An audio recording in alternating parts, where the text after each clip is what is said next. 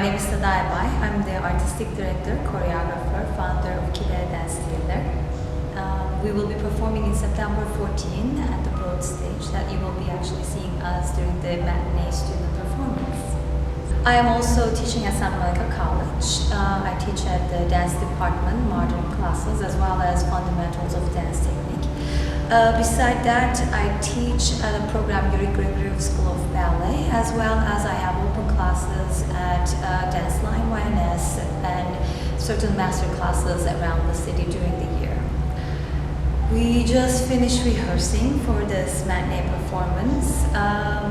We had a couple dancers today, not the whole cast, but slowly we're gathering different sections, working one section and another section, and then we will start to have full cast probably mid-August.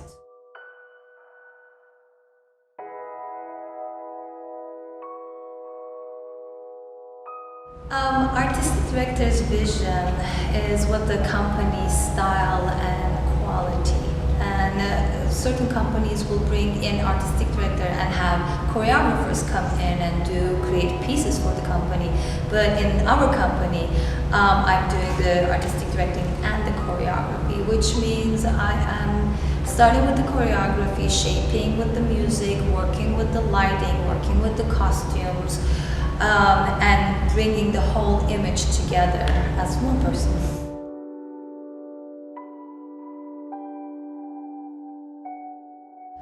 I started training in Turkey classically, and then did jazz and tap, and we even do castanets, which is if you think of flamenco dancing with the little musical instruments that you have, you play with your hands. We played those as a part of the folkloric dance learning experience. And then when I came to the United States, I went to Santa Monica College, and then after that I went to UCLA, and then after that I went to ALE. So within that period of time, I experienced a lot of different styles of dancing. Done a lot of modern, different schools, different techniques of modern. Did do contemporary, did do jazz, and then started with African, salsa, hip hop. I did Brazilian, let's see, what else is there? Oh, Indonesian, flamenco. I think those are the ones that I can remember. And each one of them I did it very seriously. Each one of them I try to master it as much as I can. I loved the hand motions of Indonesian dance. I love the wrist articulation of the flamenco. I love the partnering influences of salsa. That was the first time I actually ended up learning partnering, because in Santa Monica College we did not offer partner dancing. So that was my first time understanding how the connection, touching with the hand without using the words, without expressing go to your right, go to your left. How can you make the other person move around and have this very spatial connection, different type of connection with a person? And I would say that took and helped me later when I was doing contact improvisation and carrying on with partnering classes that I was learning. And that influence came into my choreography from that perspective, as well as my teaching as too.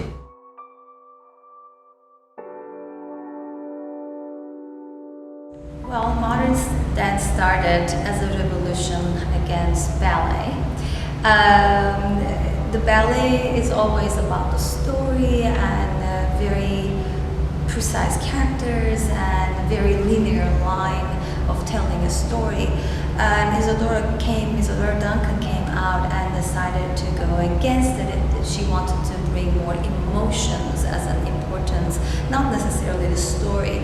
So going from there, today I would say modern, contemporary modern, with today's perspective of modern, has shaped so much more as an expression of one's self, thoughts for maybe an idea, maybe a full story. In general, even if it's a full story, you may not see as a linear line. It might become something much more abstract. But the cool thing about modern dance There's nothing wrong or right about it. So if when you're watching it, it's like looking at a painting, you feel something about it and you find your own story with it, that's what it is. There's nothing wrong with that. So that's the beauty of contemporary modern dance. Today's contemporary dance, in my opinion, has shaped so much. Actually, when you look, all the dance forms has blended in and crossed over so much that it's a new thing, new way of expressing. You see the little bit of influence African, you see the little bit of influence of hip-hop, street dancing, you see the influence of classical, you see the influence of different ethnic and even dance forms, and it's almost like a big melting pot.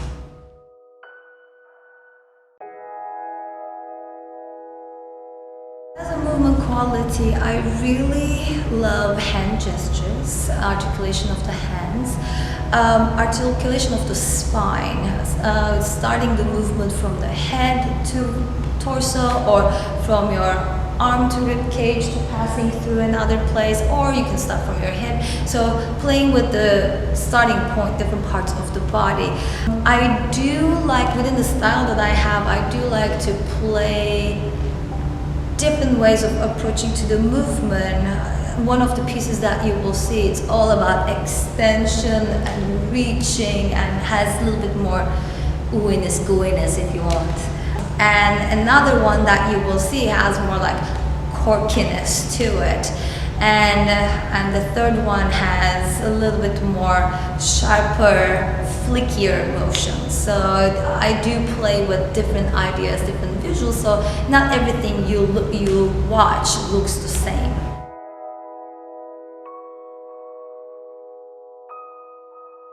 The truth is, I start in the shower. That's my favorite place because I love playing with water. So I start with one idea and then involve with it, and then take that bigger and bigger and make it carry to the body. But usually I find the shower very inspiring. Don't do it, you might slip.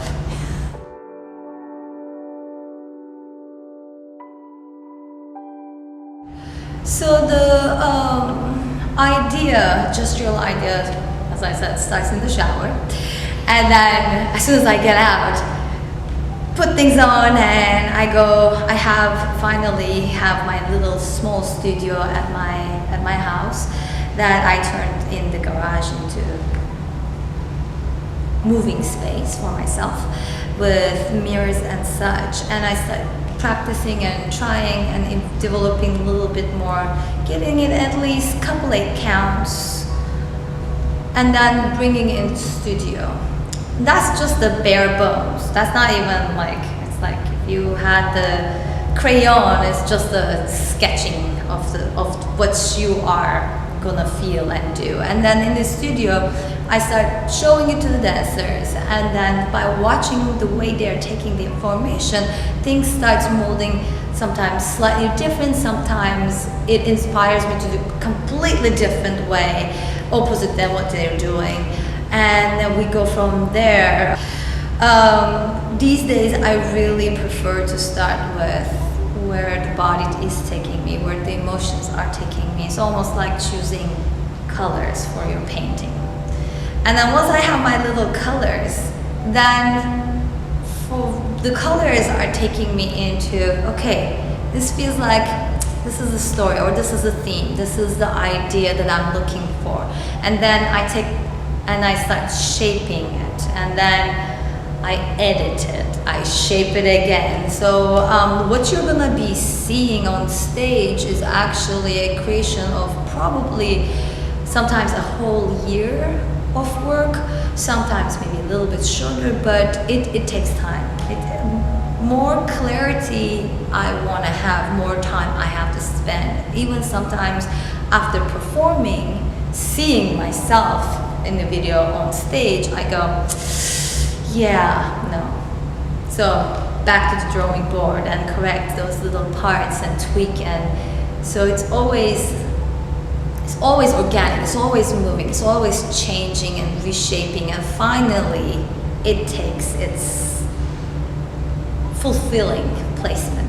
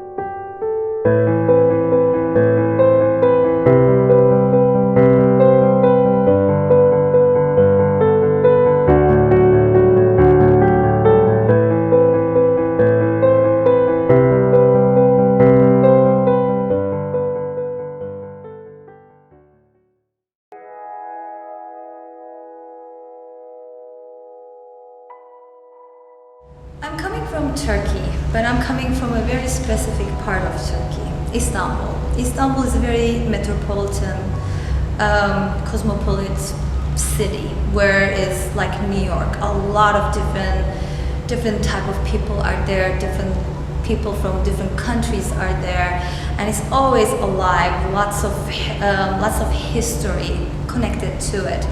My own family has a lot of foreigners in the family, including me marrying to an American. That makes me part of that family as well. So I am Turkish, but I am not really what you would find in the middle of Turkey, Turkish person. Someone will call me sometimes watered down Turkish, just because I have grown up so much more with Western perspective and knowledge and ideologies. So that affects and that comes out differently. That helps me to turn around and look at Turkey a little bit more from a objective perspective rather than subjective. I would say it was a lot of influence for me that my parents had a travel agency. So I grew up traveling all around the world, and it was so amazing to see not just these different cities, but people, their cultures, their stories, the way they tell their stories, the way they dance or sing or perform their stories. So I think when I look at myself, I do see that melting pot of different influences and shaping me who I am today.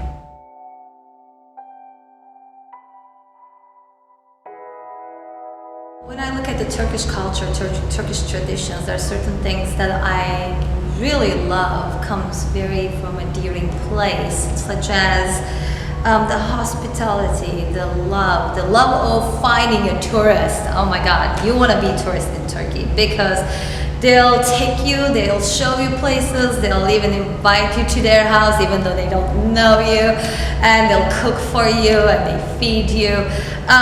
So it has that warm-blooded cultural aspect of it. On the other hand, there are things as when you go further eastern side, closer to the border, religion kicks in, not always in a positive way, but sometimes in a negative way. And the traditions are misunderstood and changed in certain ways that it really puts the female in a lower place compared to male, where they don't, in every family, they don't get the even equal amount of opportunities. They're not most of the time sent to school for higher education. They're not, the son is always, the male is always more approved and given leeways of doing things. In certain places, arranged marriages still exist, which means the female has no idea who's going to be getting married. As I said, there's the beauty and the beast within the traditions, the way you look at it, the way you translate it, the way you continue it generation to generation. I think traditions are beautiful, we should keep it, but we should use our education and mind to take it to the next level, to take the society to the next level rather than cycle it downwards.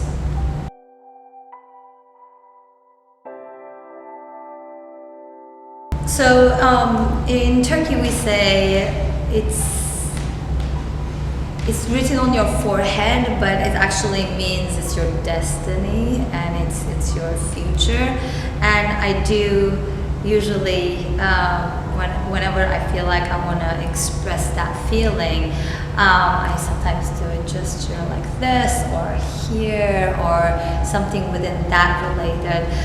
One of the pieces that I created was about traditions, and I named it Kına. Kına means henna.